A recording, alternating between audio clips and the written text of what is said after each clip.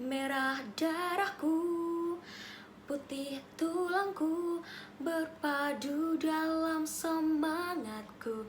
Kebiar pelangi jingga. Walaupun matahari terbit dari barat, kau tetap Indonesiaku.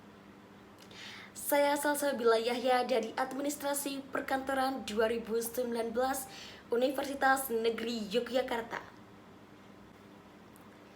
Indonesia sebagai negara berkembang di dunia yang memiliki kekayaan alam dan sumber daya manusia yang sangat melimpah, sehingga menduduki urutan kelima sebagai penduduk terpadat di dunia.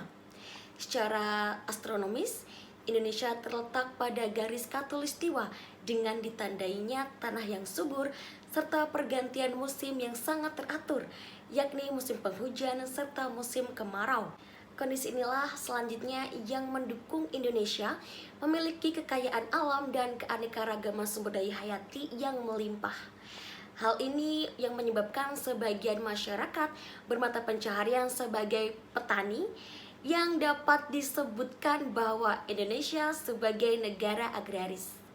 Namun sangat disayangkan, Indonesia sebagai penghasil komoditi pertanian terbesar sering mengalami naik turunnya harga yang tidak menentu, yang membuat para petani Indonesia cukup berpikir keras untuk lebih memilih memusnahkan hasil panennya dengan cara membakarnya, bahkan mencabut secara acak serta membagikannya kepada masyarakat secara cuma-cuma. Yang menjadi pertanyaannya adalah, apakah hanya dapat menanam saja itu sudah cukup untuk para petani? Atau bagaimana para petani dapat merasakan dan mengalokasikan hasil dari produksinya?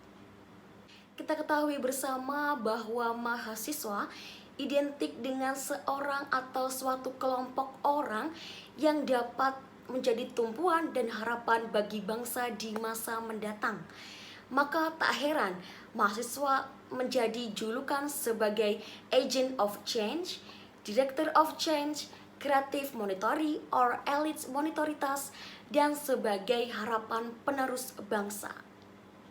Bentuk gagasan dari permasalahan petani tersebut adalah bagaimana memberdayakan masyarakat dapat terrealisasikan untuk para petani seluruh Indonesia.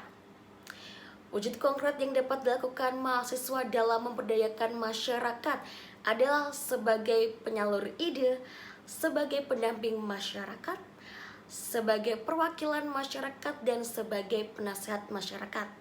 Hal tersebut dilakukan guna untuk mencapai tujuan 8 dari 17 Sustainable Development Goals, yakni pertumbuhan perekonomian yang layak, sehingga sektor pertanian di Indonesia dapat terus dikembangkan dan dapat menjadi peran penting dalam perekonomian nasional ke depannya.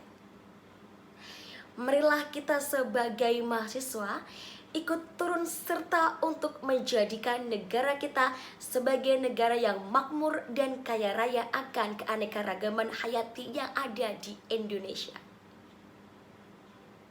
Saya Salsabila Yahya dari Universitas Negeri Yogyakarta.